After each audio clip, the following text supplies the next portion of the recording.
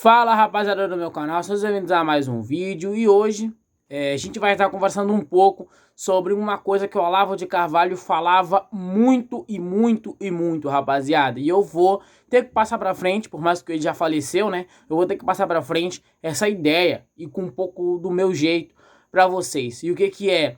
É a... as escolas estão sendo dominadas pelas ideologias, e a gente tem que comentar sobre isso, né? As ideologias estão dominando as escolas, estão dominando as faculdades, e isso pode trazer um problema grande para todos nós, tá? Mas não se inscreve no canal, deixa teu like, pega o teu café aí se tu quer assistir essa aula que eu ouvi e vamos trocar um papo sobre isso, tá? Bom, vamos lá. Primeiramente, a gente sabe que hoje as escolas, ensino médio e superiores, elas estão dominadas pela ideologia esquerdista e comunista. É muito estranho a gente ver tudo isso acontecendo para quem não é comunista ou esquerdista, porque parece que a todo momento que você olha para um lado, para o outro, são variações de várias esquerdas diferentes. Isso me incomoda um pouco, porque escola e de ensino, principalmente ensino médio para cima, costuma ser um local onde a gente tem a nossa total liberdade de expressão para expressar o nosso lado político e a nossa ideia do que a gente apoia e por que a gente apoia determinada coisa, né? E a gente vê o quê? A gente vê uma grande alta da dominação esquerdista e comunistas nas escolas. Isso não é de agora. Se a gente voltar um pouquinho no tempo, a gente vai perceber que antes, depois da ditadura militar, a gente viu uma crescente muito grande da esquerda. E essa crescente da esquerda, ela veio por onde? Por parte das escolas e universidades. Tá? Tirando isso, só existiam as pessoas mais velhas que apoiavam a direita e a ditadura militar, correto? E a gente continua nessa ideia falando do seguinte, falando que hoje as escolas elas continuam, querendo ou não, dominadas por essa ideologia comunista. Diria que a ideologia comunista é a mais forte e dominante. Eu tive o quê? Uns 2, 3 professores comunistas ao longo da minha vida, e acho que ainda foi pouco, porque a gente observa e eu troco papo com os meus amigos de ensino médio, a grande maioria, né? Não sou um cara de também muita comunicação com todo mundo, mas a maioria teve ou está tendo professores comunistas. E isso, de certa forma, é um pouco desconcertante. Sabe por quê? Porque em um país democrático, você tem que haver 2 ou mais partidos brigando para algo. Como assim? Bom, quando você é democrático, ou se diz um país democrático, você tem que ter uma direita e uma esquerda. E tudo se começa na base escolar, tá? Uma coisa que o Olavo também falava que eu admiro muito era a ideia de que as escolas começavam com a base toda. Ele até tem uma frase aqui muito interessante, eu tenho no meu caderno.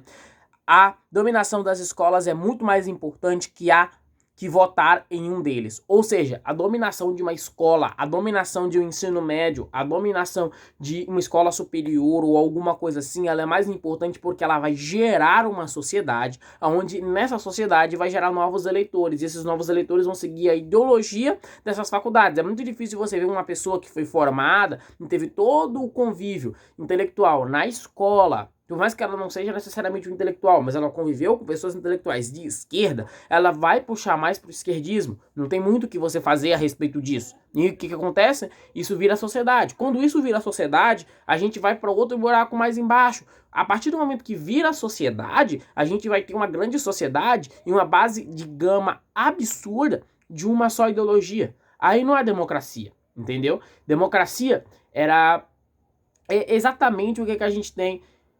Um exemplo hipotético que a gente pode dar seria escolas divididas ideologicamente, tá? E eu acho que o problema não é nem ser de direita ou ser de esquerda, mas eu acho que o problema é a liberdade de expressão nas escolas superiores. Hoje a gente vê o quê? A gente vê, tem o Wilco Leão, é um influenciador, né, de direita, onde ele vai nas universidades e apenas grava o seu rosto, assim como eu faço aqui com vocês, gravo pelo meu celular mesmo, o meu rosto para vocês e posto simples assim como ele faz também, sem invadir a privacidade de ninguém.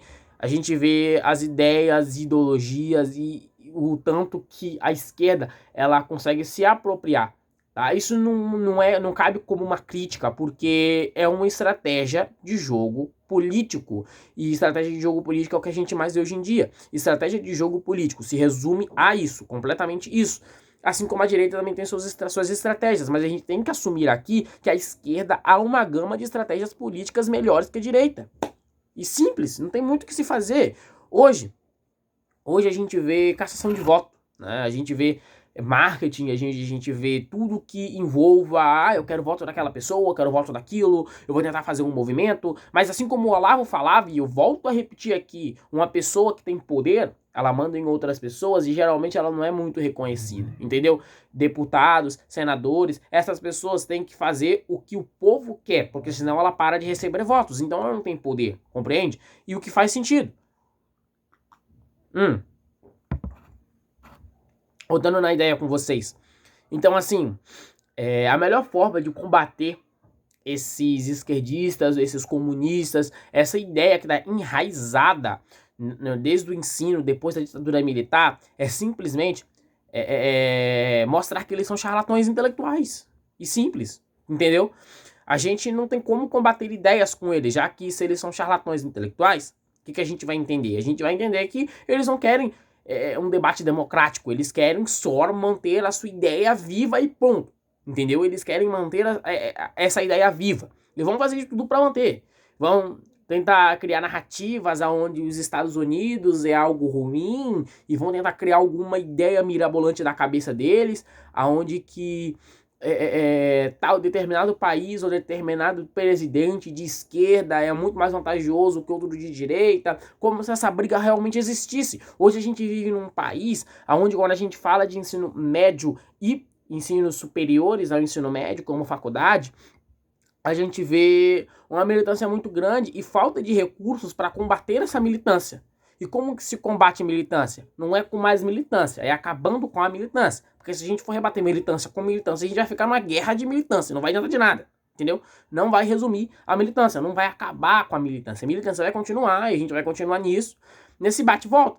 A gente tem que fazer o quê? A gente tem que arranjar uma forma de conseguir acabar com essa ideologia nos futuros tempos, certo?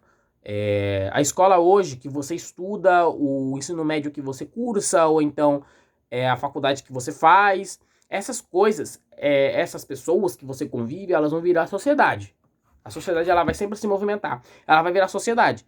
E no mundo de sociedade, elas vão levar a ideologia onde elas aprenderam na escola, onde elas aprenderam no ensino superior, e vão levar para a sociedade. Querendo ou não, vai ter diferença nos votos. É só vocês pegarem aí a votação depois de 64, quando o Lula disparou ali na época de 2000, mais ou menos, a gente teve muita alta de votos pro PT. A gente podia ver que o PT era a maioria. Por quê? Porque eles foram formados na universidade.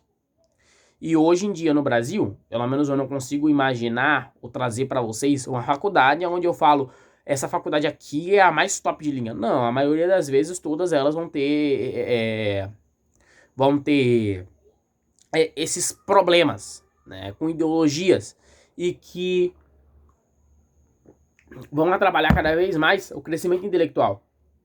E antes de fechar esse vídeo, eu quero falar com vocês outro tema que vai engatilhar nesse tema.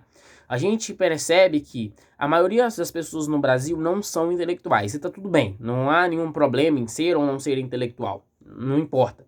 Mas essas pessoas que não são intelectuais, elas têm contato com professores, às vezes comunistas, que conseguem criar narrativas de forma sensacional para fazer com que as pessoas duvidam de si mesmas, tá? E num país onde a gente vê ministros comunistas, é bem comum isso acontecer. E como a gente vê pessoas que não são tão intelectuais vendo um discurso comunista pela primeira vez, um comunista, um discurso socialista, um discurso esquerdista, não importa, que faça parte dessa bolha, a gente vai perceber que essa pessoa vai achar, puxa, o meu professor, a minha professora, ou determinada pessoa é um gênio. Ele não é um gênio, ele só conseguiu criar uma narrativa onde é tão bela e tão bonita para pegar 30, 40, 50 alunos dentro de uma sala de aula, tá? Sem falar dos discursos militantes da esquerda todo o tempo, como discursos inclusivos. Mas sobre discursos inclusivos, só pra gente fechar o vídeo da melhor forma. Os cursos inclusivos, na minha opinião, não é algo ruim, tá? Não é necessariamente algo ruim. Porque, claro, tem que haver inclusão numa sociedade. A gente não tem como excluir um povo e falar, não, você não faz parte da gente. É impossível. A gente vive numa sociedade, todos têm que ser incluídos. Mas, a partir do momento que você começa a pautar isso como se fosse algo monstruoso, como se fosse uma guerra, como se fosse uma invasão de um país ou alguma coisa assim, tá errado. Entendeu? Essa militância de ficar fazendo inclusões das pessoas, necessariamente ela cabe como errada. Por quê? Porque cai no senso comum e isso não adianta de nada na nossa sociedade hoje em dia. Entendeu? Para você se sentir incluído, ou para você ser incluído de fato, você tem que ter méritos. Você tem que fazer por merecer para estar incluído na sociedade. Por mais que, naturalmente, a gente já está incluído em uma sociedade. A partir do momento que a gente nasce, a gente já pertence a uma sociedade. Mas para a gente se sentir incluído a ela, geralmente a gente faz o quê? Estuda para poder complementar a parte intelectual. As pessoas que são artistas costumam desenvolver artes, músicas, fotos, artes, pinturas, para poder fazer parte de um grupo intelectual, para poder se sentir parte de uma sociedade. E esse discurso é fraco sobre inclusão social, só por incluir socialmente, não cabe. Entendeu? Não cabe. E é algo que a gente tem que rever nas nossas escolas. Pelo menos essa é a minha visão, pelo menos essa é a minha ideia.